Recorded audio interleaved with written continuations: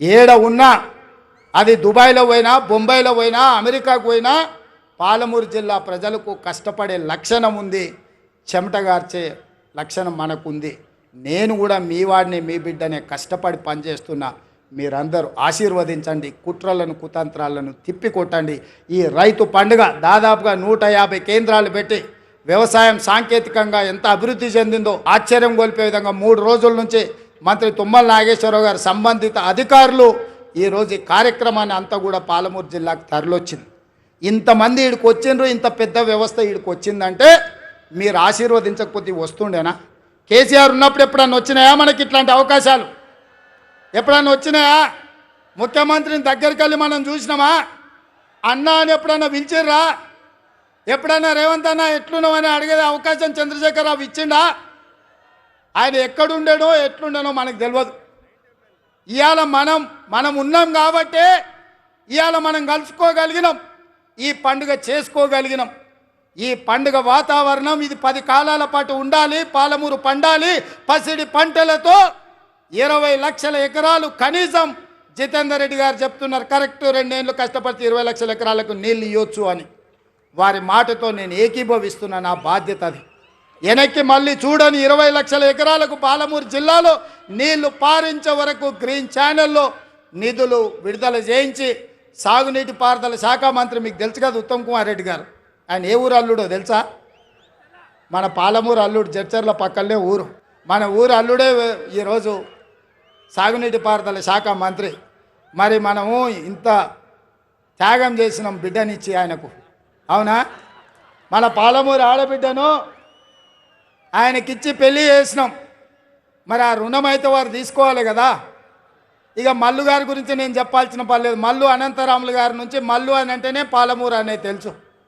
ఎందుకంటే మల్లు అనంతరాములు గారికి ఈ ప్రాంతంతో ఉన్న అనుబంధం. మల్లు రవి గారు ఇక్కడ ఎంపీగా ఉన్నారు, మరి వారే ఆర్థిక మంత్రి. మీ పెద్దన్న జాతీయ నాయకుడైనా, మీ రెండో అన్న పార్లమెంటు సభ్యుడైనా వీళ్ళు గుండెల్లో పెట్టి చూసుకున్నారు. మల్లు బట్టి విక్రమార్క గారు, మీరు సంతకం పెట్టేటప్పుడు జర ధైర్యంగా 2 సంతకాలు ఎక్స్ట్రా పెట్టుర్రు. మీరు తెల్ల పేపర్ మీద సంతకం పెట్టినా మా వాళ్ళు ఏం తప్పు రాసుకోరు. 100 అవసరం ఉంటే 50 రాసుకుంటారు. మా వాళ్ళు అమాయకులు, మళ్ళీ 100 బట్టడానికి ఏమైనా కష్టమవుతుందేమో అని. మీరు తెల్ల కాగితం మీద మాకు సంతకం పెట్టి ఇచ్చినా మనం ఏమి తప్పు రాసుకోము. 100 అవసరం ఉంటే 50 రాసుకుంటాం మనం. ఎందుకంటే ఎంత ఉంటే గంతే కాళ్ళు చాపుకోవాలి అనుకుంటాం మనం, అవునా? మంచం ఎంత ఉందో కాళ్ళు గంతే చాపుకోవాలి, ఎక్కువ చాపుకుంటే బాగుంటుందని మనం తెలిసిన వాళ్ళం.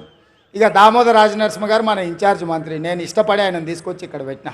ఎందుకంటే మనం ఏం అడిగినా ఏం అడగకుండా చూడకుండా సంతకం పెడతాడు ఆయన. ఆయనకు చదువు బాగొచ్చు, ఇంగ్లీష్ కూడా వచ్చు, కానీ నేను అడిగితే చదవకుంటే సంతకం పెడతాడని అన్నను మన పాలమూరు జిల్లా ఇన్ఛార్జ్ మంత్రిగా తీసుకొచ్చిన. నేనే అడిగి వారిని ఇక్కడ ప్రత్యేకంగా సెలెక్ట్ చేసి పెట్టుకున్నా. నాకేముంది చెప్పు, ఆయనను ఏదన్నా అడిగితే జిల్లా కోసం అడగాల్సిందే కదా. అందుకే మీరందరూ వేదిక మీద ఉన్న పెద్దలందరికీ పెద్ద ఎత్తున సప్పట్లు కొట్టి మనకు అన్నీ ఇవ్వాల్సిందిగా, వెనకాల ఉన్నోళ్ళు కూడా, ఆఖరికి ఉన్నోళ్ళు కూడా మీ సప్పట్లే వాళ్లకు మన విజ్ఞప్తి. ఎందుకంటే మీరు ఒక్కరొక్కరు కలిసి చెప్పలేరు. అందరు గట్టిగా నిలబడి సప్పట్లు, అందరు నిటారుగా నిలబడి వాళ్ళకి సప్పట్లు కొట్టండి అన్న. మా వాళ్ళ ఆలోచన, మా వాళ్ళ ఆకాంక్ష, 70 ఏళ్ళ మా కష్టం. తప్పట్లు కూడా కొట్టండి. డప్పు లేవానే మా మాదిగ సోదరులారా, డప్పు సప్పుడు వినిపించాలి, గట్టిగా వినిపించాలి. మన జిల్లానే మాదిగోళ్ళ జిల్లానే, కొట్టూరి గట్టిగా. ఎందుకంటే వాళ్ళకి ఎప్పుడైనా సంతకం పెట్టే ముందు మీ సప్పట్లు వినిపించాలి, మీ డప్పుల మూత వినిపించాలి, వాళ్ళ గుండెల్లో సంతోషం పరవళ్ళు తొక్కాలి.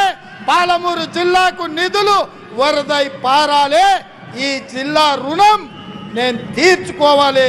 ఆ తీర్చుకునేటందుకు వచ్చిన మీ అందరికీ ధన్యవాదాలు తెలియజేస్తూ మీ అందరి దగ్గర సెలవు తీసుకుంటున్న మిత్రులారా.